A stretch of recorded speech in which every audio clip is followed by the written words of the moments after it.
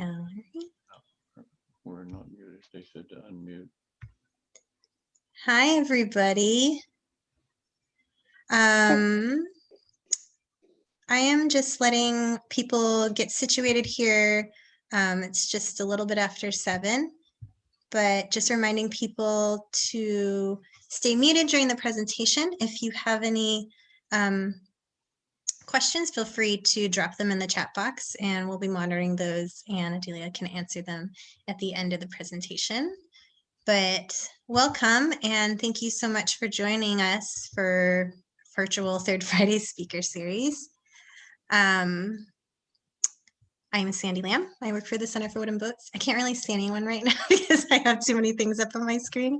But tonight we have Adelia Boyar here from Schooner Zodiac, which is really beautiful tall ship. Actually, my very first tall ship experience, one of my first wooden boat experiences was aboard Zodiac. So it's special to me as well.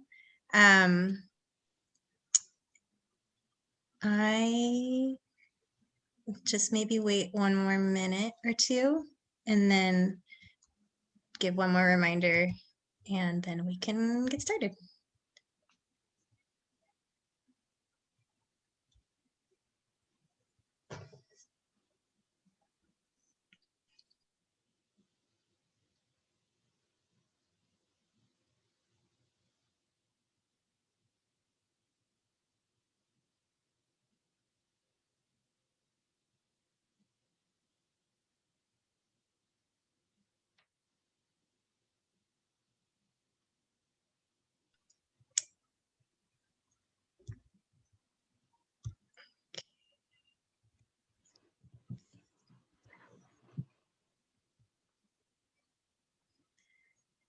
Okay, so people will probably continue to trickle in. I just want to do one more reminder to let people know to stay muted during the presentation. And if you have any questions, you can put them in the chat box and we will get to those at the end.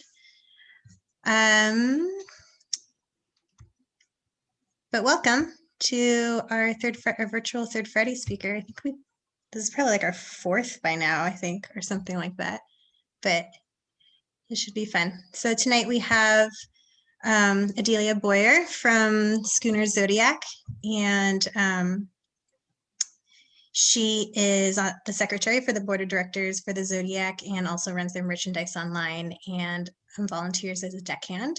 She also has a 210 master's license and has been collecting her sea time between Zodiac and Lavengro, which is a schooner also on our docks here at CWB, if you've ever been aboard during public sale or any of your other events. And she is also a captain and tour, or was a captain and tour guide for Argosy, and now works for Uncruise with Sarah, Josh's wife. Josh is our executive director. Josh, do you want to add anything about Adelia? Well, first, thank you everyone for coming tonight. I'm glad everyone could join for our another virtual Third Friday speaker series, helping celebrate our 45th anniversary this year. This month, we're celebrating all things sailing, and luckily we've been very fortunate to have, maybe if you walked around Lake Union Park at all in the last 2 or 3 months, you've seen the Schooner Zodiac hanging out on the west wall of Lake Union Park. We were more than thrilled for them to be there. Lots of very good pictures have been taken over the last few months.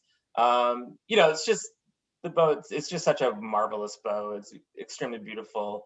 We'll get to hear all about its history. And yeah, like I know Adelia from her working with my wife at Uncruise years ago. And she's just a fantastic person and I'm really looking forward to this. So I will pass it off to Adelia. Oh, thank you, Josh. Appreciate it. Good to see Sarah too. And hi. But hello, everybody. Welcome. Thanks for being here. My name is Adelia. As they said, I'm going to be talking about the past, present, and future of the Schooner Zodiac. So I've been sailing on the Zodiac for about 8 years now. And I have to figure out how to make this work. Don't yell at me. This was working before the presentation.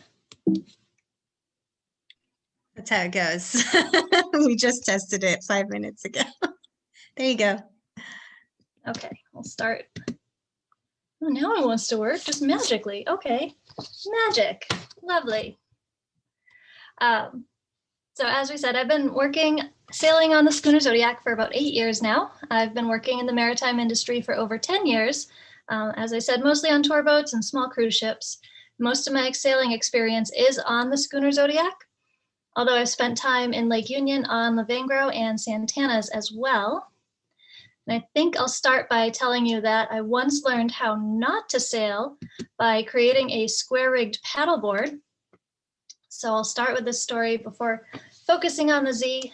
It was a race for one of the crew of the small cruise ships that we were on. So this was in Southeast Alaska on a rare sunny day.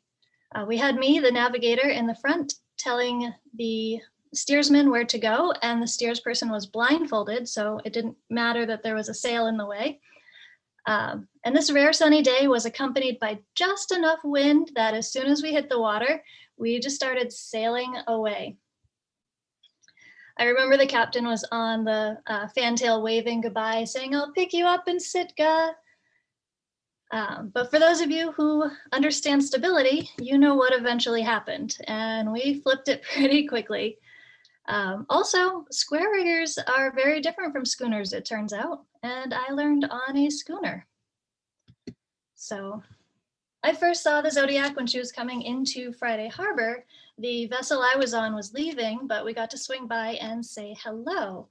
And that's because I had started dating Joe, who is now my husband, around that time. He'd bring me on board the Zodiac once in a while when she was in dry dock. But it wasn't until 2014 that I started learning how to sail on her. And because this is such a large ship, learning to sail didn't click for me right away. Learning the different stations and how to be a cog in a machine was the first business to work out. Thankfully, the Zodiac is a training vessel, and my new friends quite literally steered me in the right direction, as they do for so many people each year. So whether you're on as crew or passenger, we not only do continuing education for crew, but also involve the passengers in different sail stations, teaching them navigation and letting them steer the ship. So before I get into the history of the Zodiac, I'll start with the quick statistics. She's 127 feet on deck and 160 foot sparred, so length overall. She has a beam of 26 feet, a draft of 16, and an air draft of 128 feet when her topmast is up. She displaces 220 tons and carries 4 sails, totaling 7,000 square feet of sail, including the largest working mainsail on the west coast of North America at a cool 4,000 square feet. It takes almost 1.5 nautical miles of line to secure and work all of the sails. We can sleep about 24 guests for overnight sails, and during non-pandemic times can have up to 49 guests on board for a day. So we have a typical crew complement of 10, which is the captain, the mate, 7 deckhands, and a cook. And while we're on the topic of the cook, ours is phenomenal, but I'll tell you about her later. We'll start with some history about the Schooner Zodiac. Zodiac was designed by William Hand Jr. and was built in 1924 in East Boothbay, Maine by the Hodgdon Brothers Shipyard for the sons of the Johnson & Johnson pharmaceutical fame. She was built as a yacht in the fashion of the fast Gloucester fishing schooners of the day and robust enough to bring them into the North Atlantic. And side note, I am from the Boston area. It is pronounced Gloucester. So we do know that Zodiac was a birthday gift, as this original ship's bell says on it, from Robert Johnson to his brother Seward. The Johnson brothers only enjoyed her for a few years before she moved into the next phase of her life, but not before having some seriously good adventures. In 1925, the Johnsons undertook a 6-week, 4,000-mile voyage to the wilds of Labrador. Their goals were threefold. They were looking for adventure, exploring for timber and minerals, and searching for a lost Norwegian explorer named William Nutting. They shot this video footage.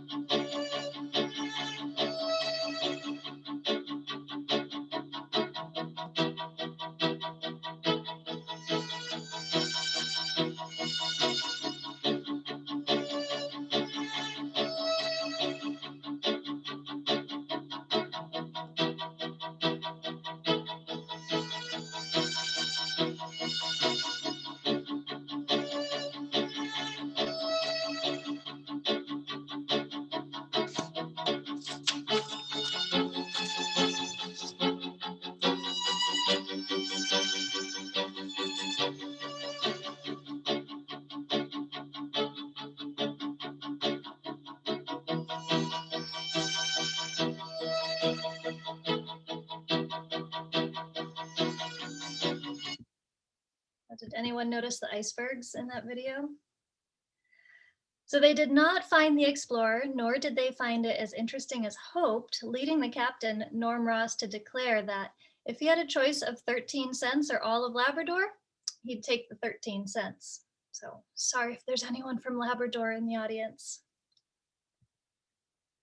But then in 1928, the Johnsons entered her into the King's Cup race from New York Harbor to Santander, Spain. In preparation for the race, the Zodiac, which was bald-headed, that is to say without topmasts is how she was built, borrowed topmasts from the famous racing schooner Henry Ford. So she carried all new sails and rigging for the race and added 13 tons of ballast. She came in 4th place, which sounds fancy, but there were only 5 boats that participated in her class and 1 did not finish. She was racing even bigger yachts, but Zodiac was built for heavier weather than most. Zodiac's Captain Ross selected a crew of fishermen and took a more northerly route into the North Atlantic, looking for some serious wind. So they didn't get it. Most of the time, the weather was so calm that they just rolled around in the swell. But there was one day of really good wind in the entire passage, and they got this photo. That was also the day they lost their wireless antenna, which meant for much of the race, no one actually had any idea where they were. In a heavy weather race, Zodiac might have fared better. However, of the 5 vessels, Zodiac is still the only one still in original existence. The only original still in existence.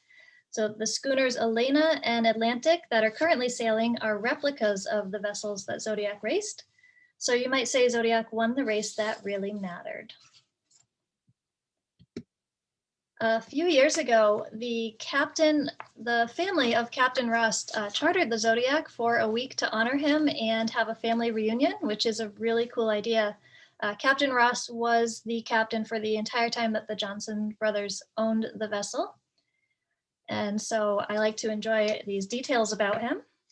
Norman Ross maintained that he was not a racing skipper. He was, in fact, a fishing schooner captain at his core, having crewed or skippered vessels for over 40 years. However, in fishing ports, Ross was known as a hard man to beat sailing in with the first catch of the season.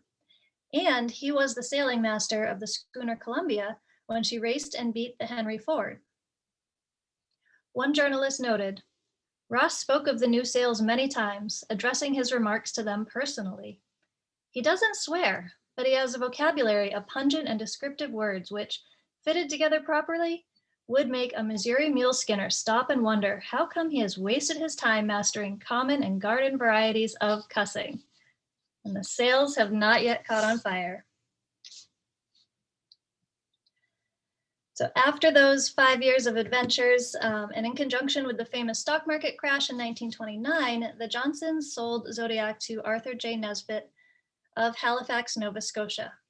Although we know that she was renamed Erdian and have this photo, we don't know too much about her time in Nova Scotia, so things get a little vague following her life there.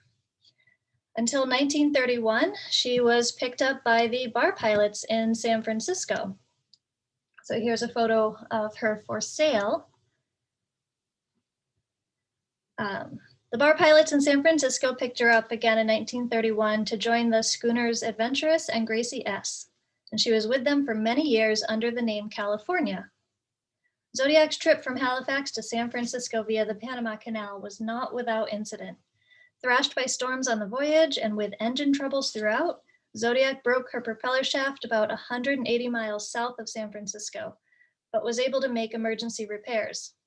Then, 10 days later, just 9 miles outside of San Francisco, she lost her rudder and was almost lost entirely. She finally was towed into San Francisco, and the challenges still didn't end there. Because she had been registered in Canada under Nesbitt's ownership, the collector of customs clapped a duty on her of 50% of the cost of the repairs made in Halifax prior to the voyage. But because she was to be used as a commercial pilot vessel and not to be used in coastwide trading, eventually the customs court decided in the pilot's favor and the money was refunded. So in a nod to her changing lifestyle in which sailing would not be the primary goal, she was given a new engine, more than doubling her horsepower, and a propeller to match. And amenities aboard were updated for the comfort of the pilots and crew. Although sometimes the crew on the pilot boats used sails for driving power, they were mostly used for steadying the vessel's motion. And so therefore a number of changes were made to her rig too. So they cut off her bowsprit, they shortened her masts, and they put on a Marconi rig, giving her that awkward teenage look I think we probably all went through. So being a pilot boat was hard life, certainly not the cushy yacht life Zodiac had known before. The vessel stood 5-day shifts off the entrance to San Francisco, waiting for ships to come in. And when such a vessel approached, the pilot boat had to get close enough to put a small boat in the water to transfer a pilot over.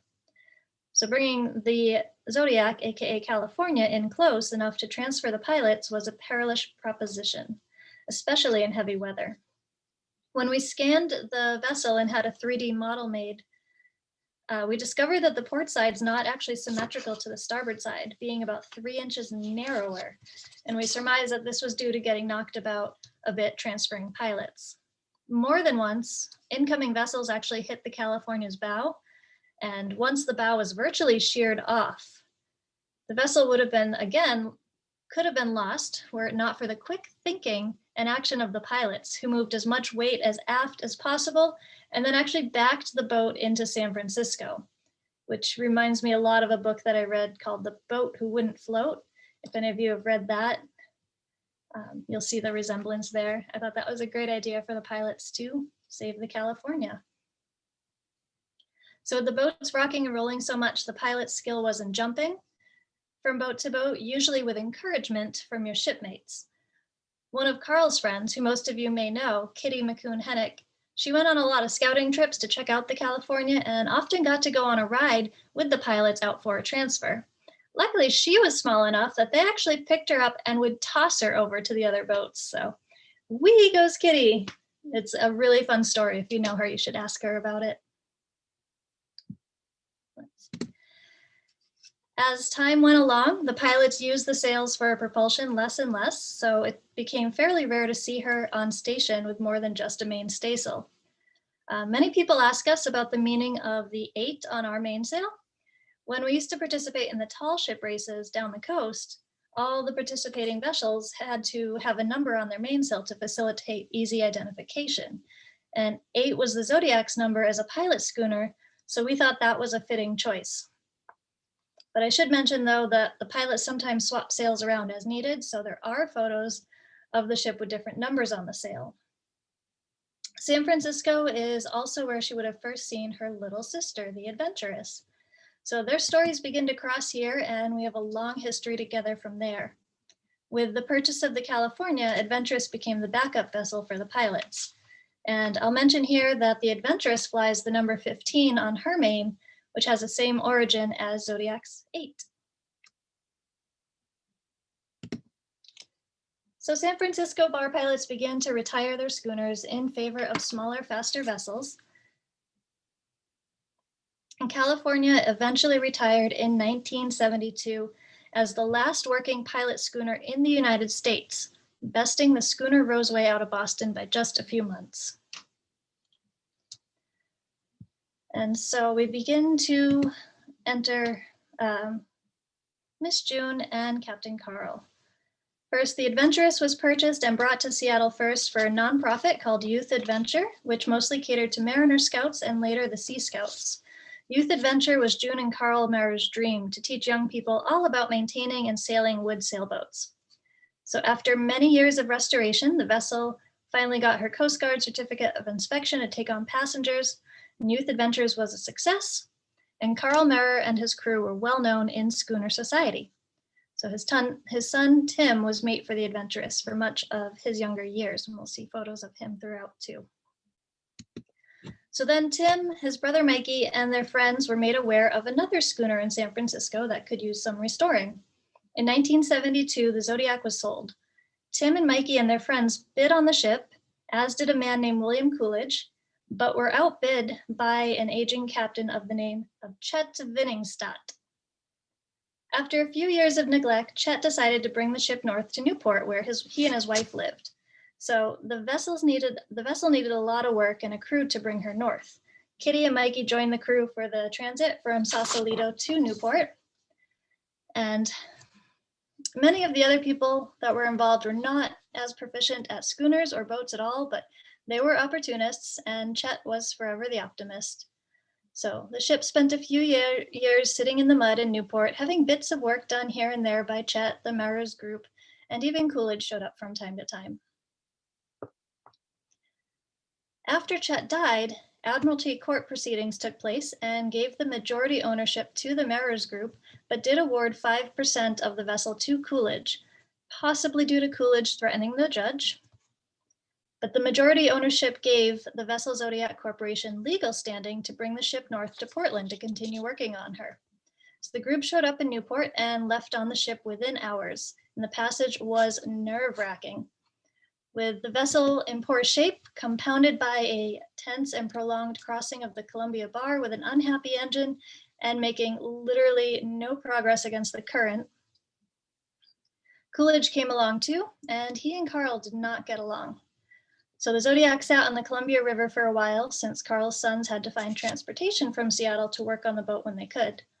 Coolidge's crowd took advantage of this and moved aboard the vessel with no one's permission. So Carl had the foresight to remove the ship's wheel to at least keep the squatters from running off with the boat. Let's see, but the squatters found a way. They used pipe wrenches and a steering gear to set off down the Columbia River for open water. Now, this is back before AIS or even cell phones, so communication was hectic. But somehow, Mike Merrer and Art Simpson spent the day driving around, and Mikey's uncle Skeets actually used his plane to search as well, trying to locate the ship. Oh, and the squatters had painted her hull with black lacquer, presumably to disguise her. So that's what this photo shows. The first problem they encountered was that the I-5 bridge refused to open, but this was quickly remedied by Coolidge threatening to ram it. The next problem they encountered was not understanding how the engine worked. So she had a large old Atlas engine, which took some trickery to understand and a lot of oil to keep going. They had to stop at a small town where Carl caught up with them, and another skirmish happened between Coolidge and Carl, where somehow they both ended up in the back of a sheriff's car. That particular adventure ended with the US Marshals seizing the ship. And then soon after, when Coolidge died, his lawyer, Mr. Cogswell, took possession of the 5% and still owns it to this day. I've never met him. I think he's only been on the ship once, but Tim, Mikey, and about 8 other people still own the remaining 95% and have been restoring and maintaining her for over 30 years with the help of an amazing crew of volunteers. And I use the term crew intentionally here because our maintenance restoration volunteers also make up the majority of the crew during the summer sailing season.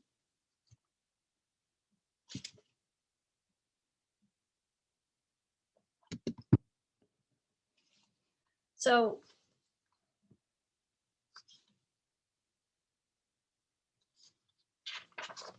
I lost my page.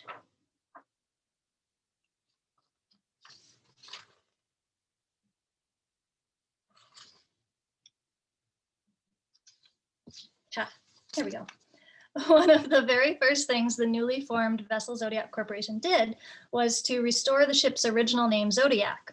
So here on the transom, you can see she's being called Zodiac once again and registered in Portland. So for a couple of years, they drove back and forth to Portland to work on the boat. And then in the late 70s, Carl, Tim, and their friends brought her the rest of the way north to Seattle to begin the really big work of restoring her to her original condition as a yacht.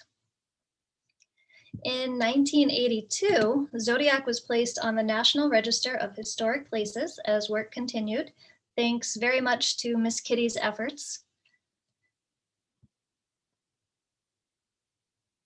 The Zodiac was in rough shape. 40 years of hard work and only essential repairs had not been kind to her. So the deck, many frames, planks, spars, and the engine were all replaced. Thankfully, with the Merrer's skill at sourcing and working wood and connections to the maritime community, the boat has received some high quality work over the years.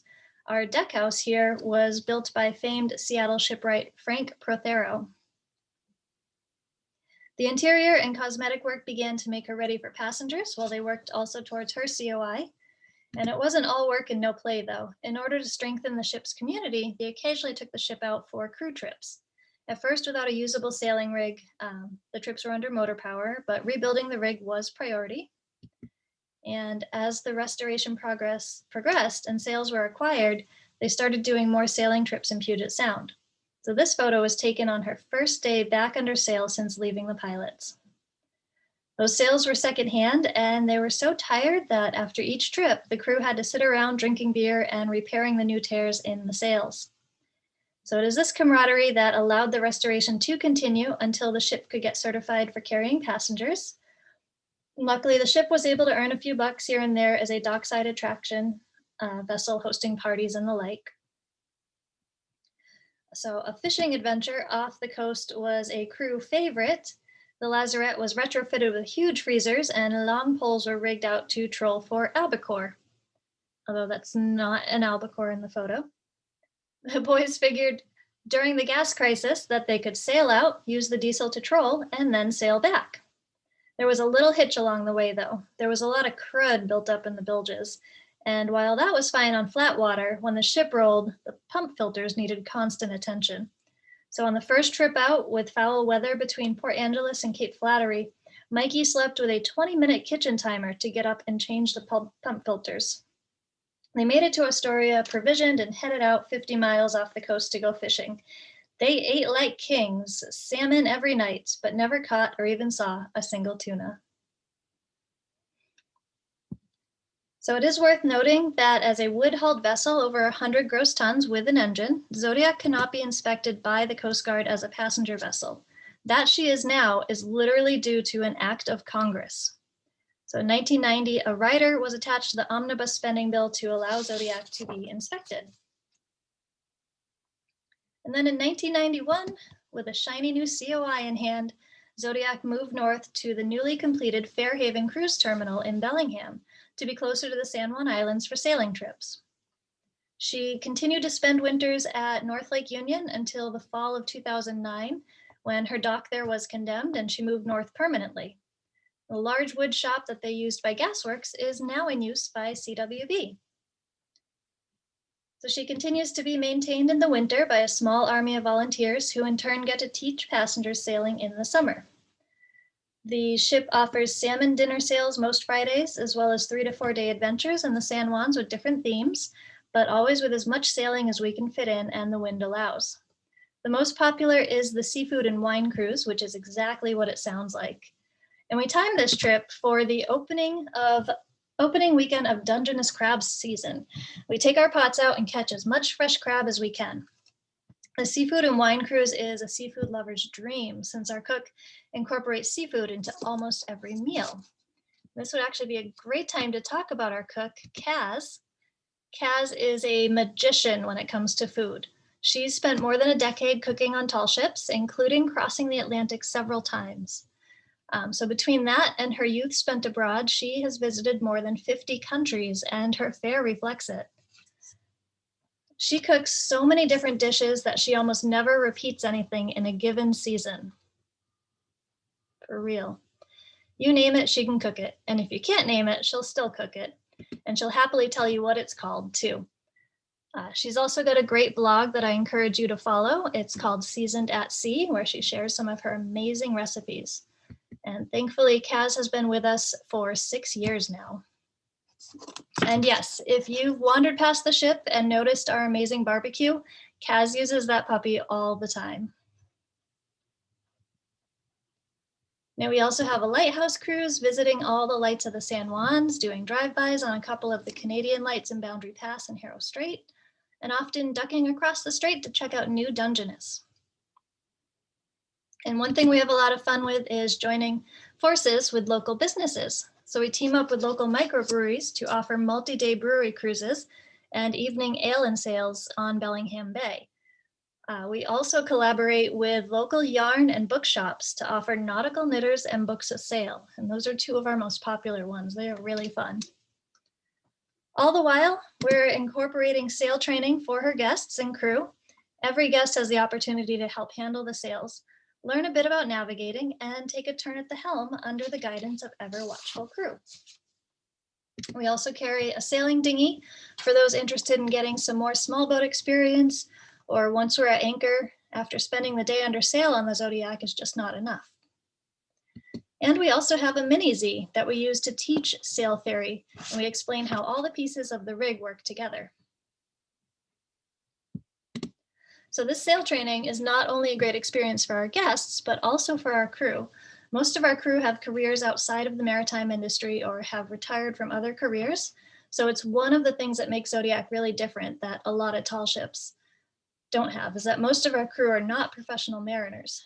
That isn't to say they're not experienced though. Some of our crew have been sailing on the Z longer than I've been alive, and many have their own boats too. So the closest we get to professional sailors on the Z, other than our captains and mates, are our interns. We have a maritime internship program where every summer we accept 2 or 3 sailors working towards Coast Guard licenses, and it offers really superb training as well as valuable 200-ton sea time. So asking our crew to teach navigation and sailing to the guests is the best experience to help reinforce that knowledge that they are gaining. Pictured here is former intern Brandy, who has gone on to earn her 500-ton master's and 1,600-ton mate's licenses. So she's gotten to work on tugs in the Gulf of Alaska, the sailing school ship Roseway on the East Coast, and small cruise vessels on the Columbia River. So interns not only learn about sailing, but also rigging, small boat repair, and much more. Teamwork is also an essential part of sailing the Z. There's virtually nothing that can be done on the ship by just one person. We have no winches on board. Everything's done by hand. So raising our 4,000 square foot mainsail requires 2 teams of 10 to 15 people each, lined up down the deck, hauling together. So here's a photo of the foresail, which is just a mere 1,500 square feet. And if you look closely, that is a 60-pound black lab sitting on the sail for scale. So this smaller sail can be raised with fewer people, but more muscle always makes the job easier. During COVID times, we did have to use the anchor windlass to raise both, but it's not nearly as much fun, and we're all looking forward to being able to haul it up hand by hand again. Once the sails are up, it's still all about teamwork, because sailing the Zodiac isn't like sailing a 30-foot sloop. 220 tons of boat doesn't tack all by itself in anything short of a gale. So to coax the ship through the wind, you've got the captain giving orders to the helmsman at the wheel, the mate giving sail handling orders, and 6 groups of crew and guests working on topping lifts and sheets. So sometimes it takes half a dozen people to sheet in the main. So in this video, you can see, looks like 4, 5, 6 with the captain people doing just that, sheeting in the main.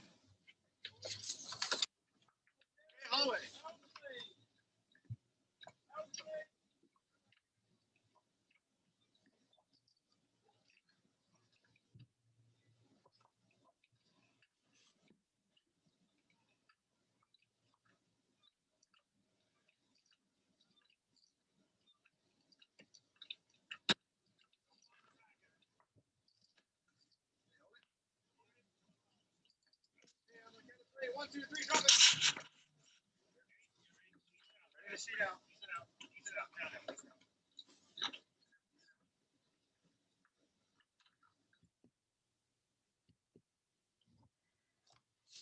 So between sail handling, navigating, and steering duties, there's still plenty of time to sit back, relax, and enjoy some phenomenal sailing. Now in the shoulder seasons and during non-COVID years, of course, we partner with a number of local high schools to provide multifaceted educational opportunities for students. The ship provides a perfect platform from which to teach real-life uses for math, biology, physics, engineering, local history, geology, and most of all, teamwork. So on high school trips, even more than other trips, our crew's mandate is to teach the kids how to do everything. So our mates are frequently reminding the crew that their hands should be in their pockets. One of our favorite groups is from Ballard High School's Maritime Sciences program, where coming out on the ship is actually part of the curriculum for upperclassmen, many of whom go on to maritime careers and some of whom have returned as Zodiac's crew. Zodiac's also a proud participant in many of the area's local schooner events, get-togethers, and races. As anyone that has raced in the Salish Sea knows, in the summer, the wind gods can be a little fickle, and being the largest vessel in the races, Zodiac doesn't often win, no matter how well sailed. 7,000 feet of sail can only carry and move a 220-ton vessel so fast in a light summer breeze, and not carrying any flying sails doesn't help. But once in a while, the wind gods do come through for us, and in the 2010 Captain Reynolds International Schooner Race, gale force winds put the Zodiac with reefed mainsail and not flying her jib in a comfortable lead, making 13.5 knots, until the wind died and the Martha shot ahead. So most wooden boat folks around here probably know the Martha and might recognize her white spinnaker with the green stripes here. And anyone that knows Martha knows she's usually at the front of the pack in any crowd of racing boats. In this photo, in the 2011 Chrysler leg sailing up Harrow Strait in light wind, Zodiac was actually ahead. How's that, you wonder? Well, it turns out that the Zodiac's 16-foot deep draft has some advantages in the right conditions. So with the current flooding in Harrow Strait and less than 2 knots of wind, which is not enough to fill our sails, Zodiac got a lot more keel to catch the current, and we just turned sideways and let the current do the work. Until the current changed and Martha shot ahead. Another favorite sailing scenario for some of our crew is sailing the Zodiac through Cattle Pass at the southern entrance to San Juan Channel. So that's a great spot for some killer short tacking. And when we're on the Strait of Georgia, it's either going from or to Desolation Sound. So we usually have a lot of miles to cover. Wind is almost invariably on the nose, but because this is sailing, why would it be anywhere else? Nirvana, though, is when we get a good following wind, set the sails on a broad reach, and boom on down the strait. When the wind gods are with us, we'll set the sails as soon as breakfast is done and sail until sunset or much later. When I mentioned at the beginning that the standard crew complement is 10, actually it's 11. We have a ship's cat, Abby, who is the only full-time live-aboard crew member. She's actually our second cat. The first was named Bosun and lived his whole 19-year life on the ship, despite the fact he was prone to seasickness. Bosun came aboard as a tiny kitten, and at the time, 2 of our crew, including the captain, were newly divorced and living on the ship. And one day in Port Orchard, they were waylaid by the local Humane Society, who were out for an event with a bunch of kittens. Curmudgeonly as our 2 divorcees may have been, they were helpless against the charm of the kittens, and Bosun quickly became a feature on the Z. After Bosun's passing, the ship did go several years without a cat, and there was no discussion of having another, being as some folks are allergic and others don't like cats, right? That was all well and good until the captain's wife came home one day with a kitten and 2 bags of cat supplies for the boat. You know what they call the captain's wife, right? She's the Admiral. So Abby's been aboard since she was 8 weeks old, and she's 10 now. She's actually turned into quite a boat cat. When she was young and either spry or foolish, she loved hanging out in the sails. She even occasionally ventures out on the booms while we're under sail, which does complicate tacking sometimes. Once Kaylin actually had to crawl out on the boom to retrieve her so that we could tack. So fortunately, she's gotten older and wiser, or less spry. And underway, she's most often found snoozing on someone's sleeping bag. But after the anchor is down, she usually joins the crew in the chart house, where she guards the logbook.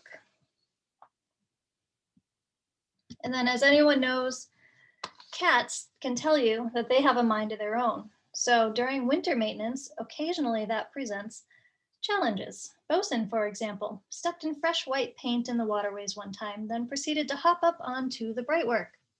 The crew were torn between being grumpy that he'd ruined both the paint and the brightwork varnish jobs, and feeling all warm and fuzzy because the paw prints are really cute. The warm and fuzzy one, actually. So once the paint was dry, a coat of varnish was applied to protect them. Abby prefers to walk in fresh varnish, which isn't quite as much fun. And she's also not very good at following directions.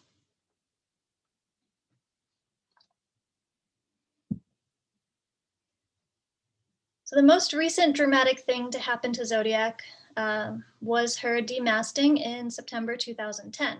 So due to a failed weld in her standing rigging, and since the masts are raked, the weight of the unsupported main caused it to break about 12 feet off the deck. So a whole new mast had to be sourced and made ready.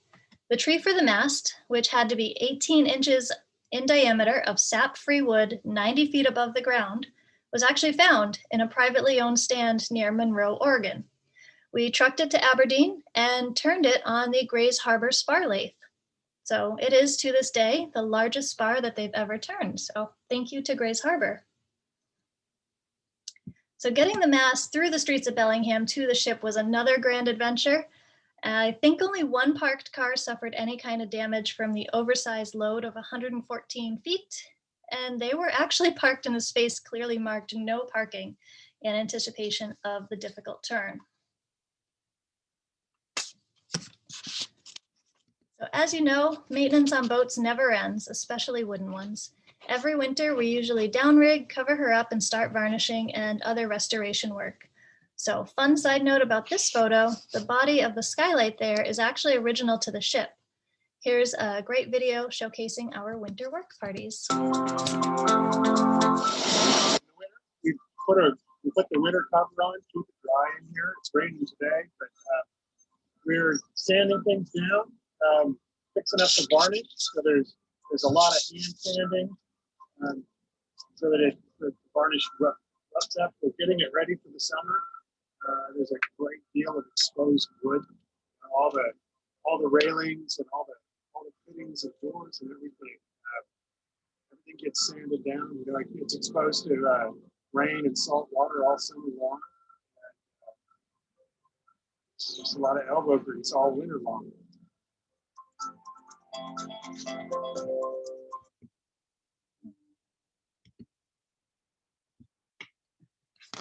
So every year she also goes up in dry dock, of course. Things are changing. Appropriately sized dry docks where the crew can do the work themselves are getting harder to find. And this winter, because of the pandemic and not wanting to put our own crew at risk with work parties, we chose to keep the ship rigged and bring her to the fresh water of Lake Union, away from the storms in Bellingham Bay. So super huge thankfulness to the CWB. She was welcome to sit on the west wall and save some money and shave some barnacles. This was actually most fortuitous because both the January storm and the storm that we had a few weeks ago actually ripped up her dock in Bellingham, and some boats up there were damaged. So she was, as of this morning, still in the lake at CWB waiting on repairs to the dock. And they just finished them. And this morning, because this is how Murphy's Law works, she actually left CWB and has made it home to Bellingham. So in case you're wondering, although most of our season is spent in the San Juans, the Zodiac also ventures north into British Columbia for a couple weeks a year and down into Puget Sound for a couple weeks a year too. So Foss Waterway has been kind enough to host us in Commencement Bay in the shadow of Mount Rainier, which makes for some really good videos. Hopefully the video is not too jumpy this time. It's gorgeous and my husband took it.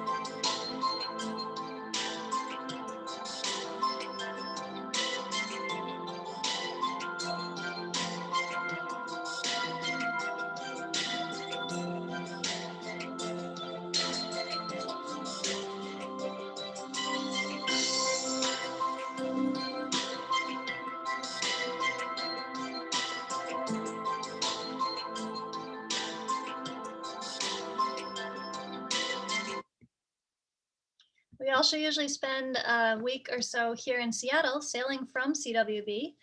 Generally, we take the ship out to Lake Washington, and you can see here going through the Montlake Cut.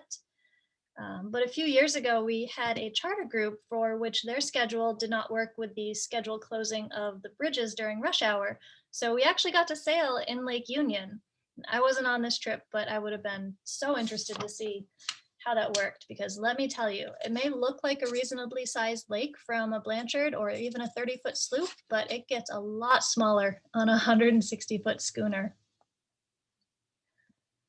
And so now we're into our third generation of the Merrers, leading restoration and captaining of the ship, as Tim's son, Kalen, has been taking the wheel more often the past few years.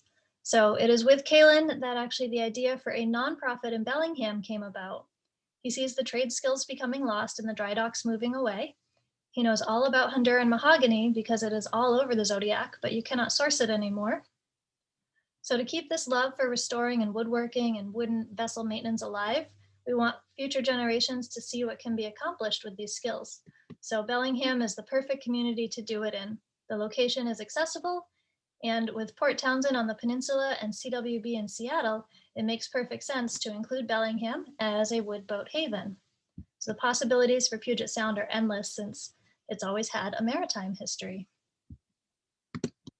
We've created a new nonprofit organization called Bosun's Workshop, whose mission is to promote and educate the trade skills involved in restoring and sailing vessels in the Pacific Northwest. So although Bosun's Workshop is separate from the Zodiac, in many ways, Bosun's Workshop is a perfect way to expand our work on the ship, and Zodiac is a perfect platform to teach the skills that have kept this and so many other historic vessels sailing. So our volunteers and interns already get to take advantage of using the Zodiac to learn rigging, shipwright skills, including plank and frame replacement, spar making. So we're looking to expanding that opportunity to others outside of the Zodiac community. And it's also very similar to CWB's mission of promoting Northwest maritime heritage through education, interpretation, and hands-on experience in building, maintaining, and using historic small crafts.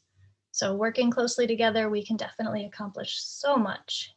But the key difference is that it's based in Bellingham, which also has a rich history and great access to the San Juans. So my largest vision is to actually have a working maritime museum there in the future.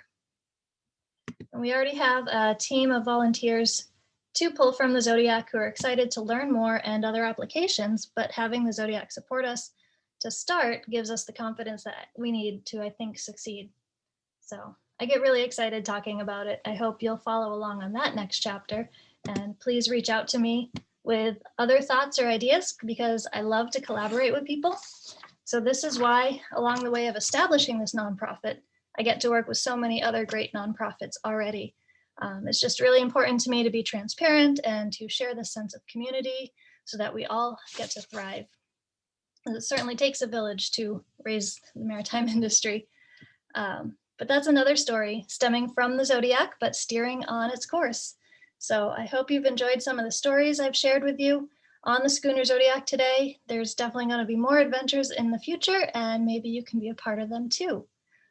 So thank you. I'll open things up for questions and take a look at the chat to answer what I can. Thank you. Share. Stop share. Oh, look at all the people. Yeah. Thanks, Adelia. That was such a great presentation. I learned a lot more about, I see some little claps from people, which is fun. Aww. If you guys want, you don't have to, but I see a lot of your videos are not on, but it's much more fun if we can see your faces. But look at all the claps, how fun. Hi, Sherry. Yeah, so there is the first question that came in. What is the name of the nonprofit? Bosun's Workshop. Bosun's Workshop. Do you have a website?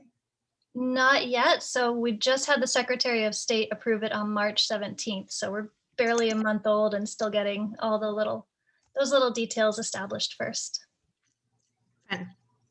That'd be great. That sounds like an excellent program. Yeah, I'm pretty excited about it. Awesome.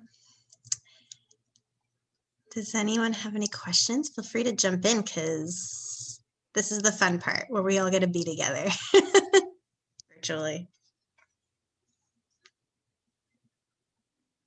Yeah, Kaz really is phenomenal. And she's actually a part of Bosun's Workshop too. So That's awesome. yeah, she's doing so many good things.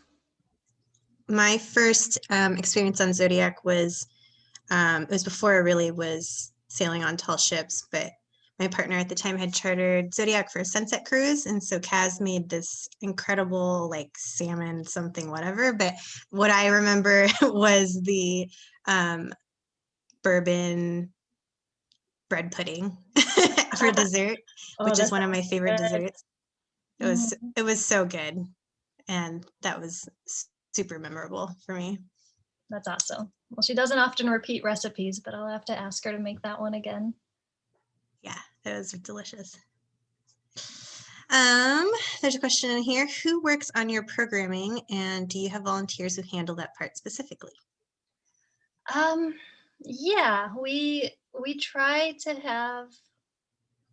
That's a hard question to answer. We're not very as organized as one might think after 30 years of running a ship. But our president Richard DeParty, he knows all the volunteers and helps kind of orient them as they come on. So we do have an email address that goes in, and then we kind of sort out who needs what information answered. So between our mate Dana, who actually put most of this program together, she's a huge driving force behind the Zodiac. Richard, Tim, Kaylin, myself, a lot of us kind of take turns helping get all the programs working and running.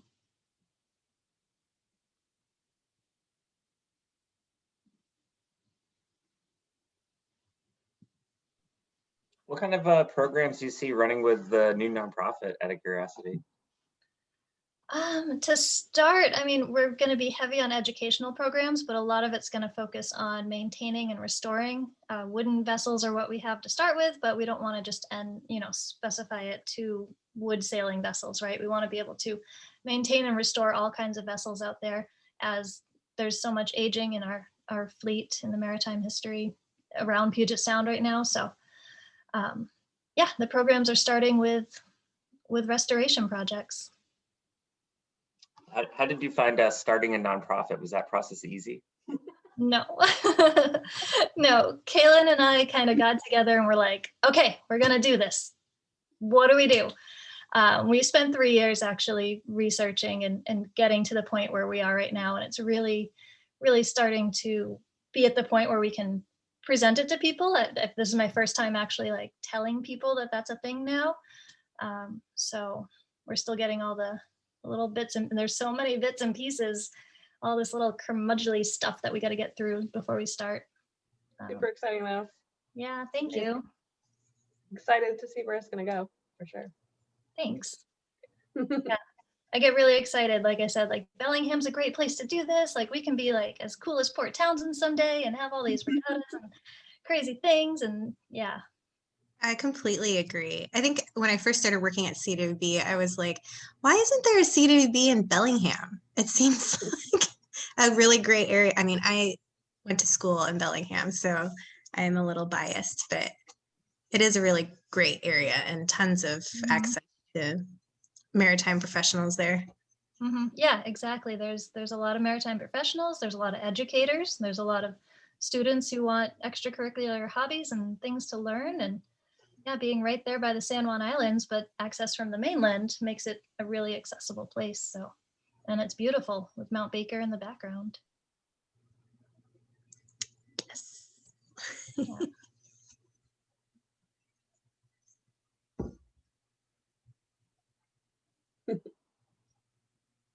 Anyone else? I see Ned.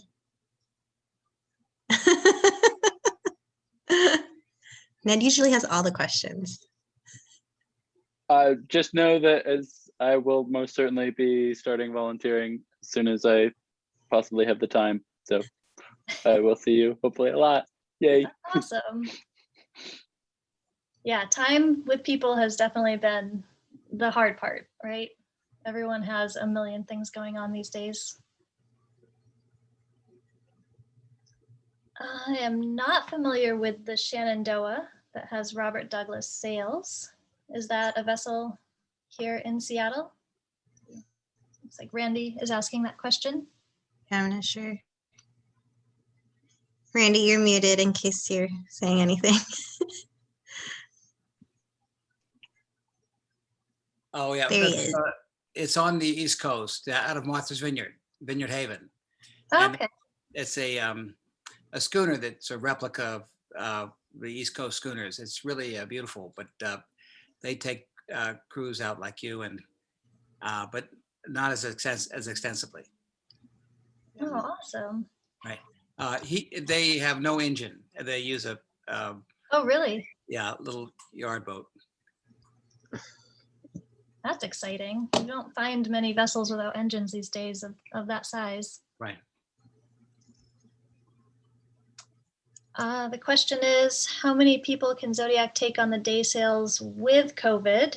And that's been, we cut that in half the few times that we did go out last year. So there was maybe 12 people on board overnight, and it's a 15 or 16 on board for a day sail if we did that. Our season was also a lot shorter and less often as well.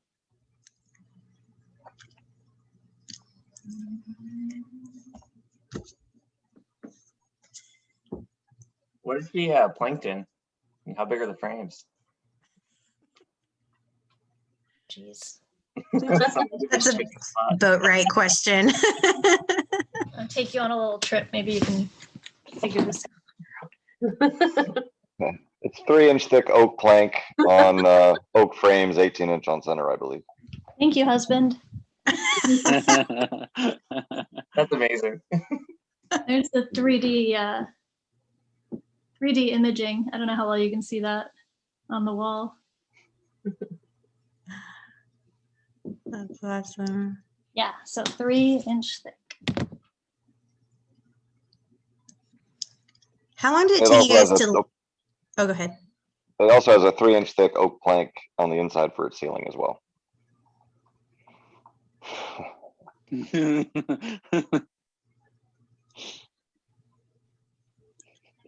I was gonna ask, how long did it take you guys to lathe the mast? This is so massive. Oh, when was that? 2010. I wasn't there for it, so another great question I don't have the answer to. I think it would be really awesome to see that. Mm-hmm. A giant lathe. Yeah, me too. There's some pictures of it kicking around somewhere. We should have them put it on the website. Okay. We'll write that down for future website information. There is a question, if you're expecting COVID restrictions to be in place for summer cruises. Yes. We are definitely going to be scaling things back and being very cautious and making sure the safety of everybody's around, just like we did last year. One of our mates is also an infectious disease scientist, so we're kind of, I feel like we're in the know on how critical it is to be safe and wash our hands and do all the right things. So yeah, we've been trying to be good about that for sure.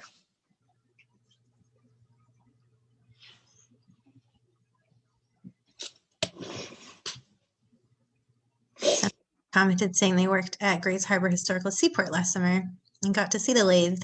Ooh, that's awesome. I'm gonna have to take a field trip out there and visit them.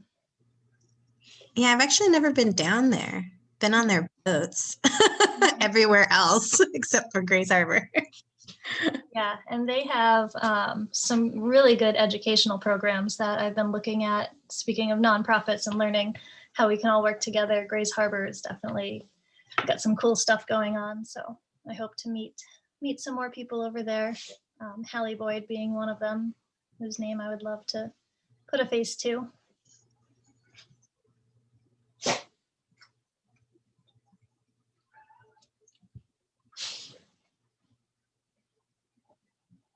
Josh, you're muted. He said something. Oh. I'm just talking to Sarah.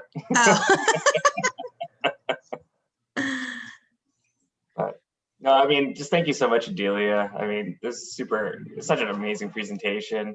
I think it's crazy just like how like you have a giant fishing schooner like this that was a private yacht first and then became a work boat. Like that's a pretty unique history that you don't see very often. And then, you know, kind of go back the other direction in some ways. Now it's part of a nonprofit. It's very cool. Mm-hmm. Yeah, I had no idea about the history of Zodiac. I think I was too busy just like running around on deck being like, this is so cool. And like not listening to the crew. You know, just so everyone out there, if you don't know, like, you know, William Hand Design and the Hodgson Brothers, I mean, premier schooner designers, I mean, in the East Coast, in Booth Bay there, I mean, amazing, amazing vessels. And the fact that this survived, like, is just a wild history. I didn't know that. So the work you guys are doing is amazing. Cool, thank you. Yeah, the fact it survived. I mean, we're coming up on her 100th birthday in just a few years, so she's definitely got some stories in her walls to tell. I'm glad we were able to find some. Yeah, boats usually go the other direction. They don't get better over time. Yeah. Yeah, she really is in really good shape so far right now. I mean, knock on wood, do all those other things. Yeah, beautiful, beautiful boat. There's a question here. How long was Carl involved in operations after the Portland escape? Carl was involved right up until he passed away just a few years ago. So over 30, 40 years.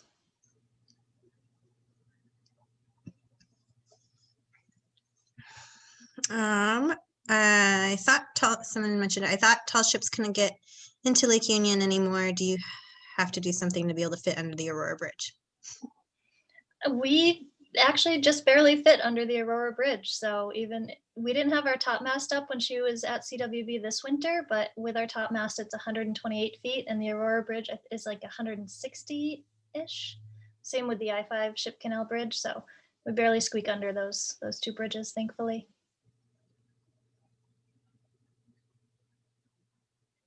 There is a cool story from the Mohai that all the tall ships that were in Lake Union, the even taller ships like the 3 to 5 masted schooners all had to leave the lake before the Aurora Bridge was completed. So there's actually a photo of the tall ships leaving before they put the center span in the Aurora Bridge, which is one of my favorite photos. And that might be what you're thinking of.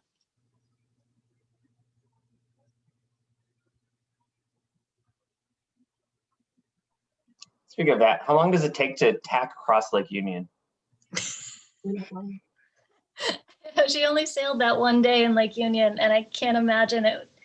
I don't think anybody got a chance to eat very much in the process.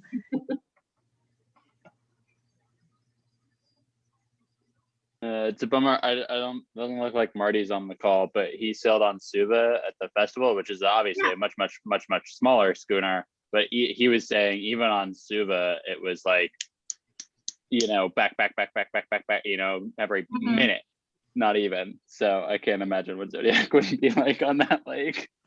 Yeah, insane. Especially in the summer. Yeah. Oh gosh, no. I don't think they could handle that in the summer. Especially if you notice that the helm is all the way aft.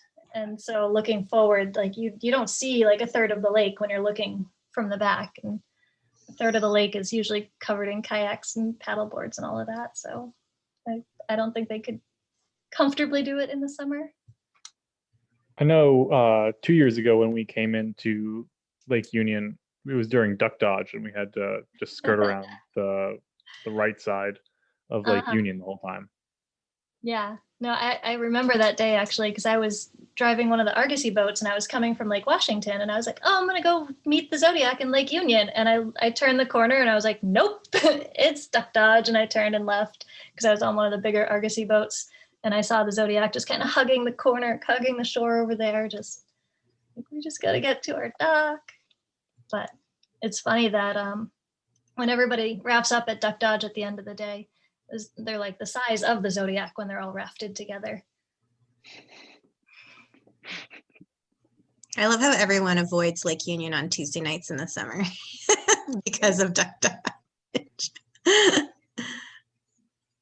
Yeah, it's a cool feature of the lake though, for sure. Yeah, definitely. Well, does anyone else have any questions or stories of your experiences on Zodiac? Otherwise, we may wrap it up. Cool. Well, thank you guys for having me, and I hope you learned something. And that was really fun. That was my first online presentation, so glad it worked. Did great. Thank you That's so amazing. much for Thank you. sharing the story of Zodiac with us. It's awesome. And Thank you very much, Adelia. Thank you, Cyrus. Thank you, Sabine. Hi, Captain Rob. Hi, Don. I know I was seeing all the names. Everybody, thank you guys for being here. I'm glad you're here. yeah, we'll definitely find ways to work together with your bosun's workshop. Mhm. Yeah. It's awesome. I'm really excited about that. We'll definitely keep in touch. Yeah. All right. Thank you, everyone. Our next Third Friday speaker is May 21st. I should have this pulled up. May 21st. It's going to be Jeff Wheeler from Washington State Parks. It's going to be focused on our Kama Beach Boathouse, or Kama Beach State Park, which, if you guys don't know, we have a boathouse up there. So it'll be a really, really great presentation. And registration is already up on the website. So we'll send all of this information out, anything that was mentioned tonight, and a link to the recording of this presentation, so you guys can watch it later or share it with people. But thank you. And go ahead. Okay. Bye. Thank you, Adelia. We appreciate it. Thank you, Thank guys. you. Adelia. Mhm.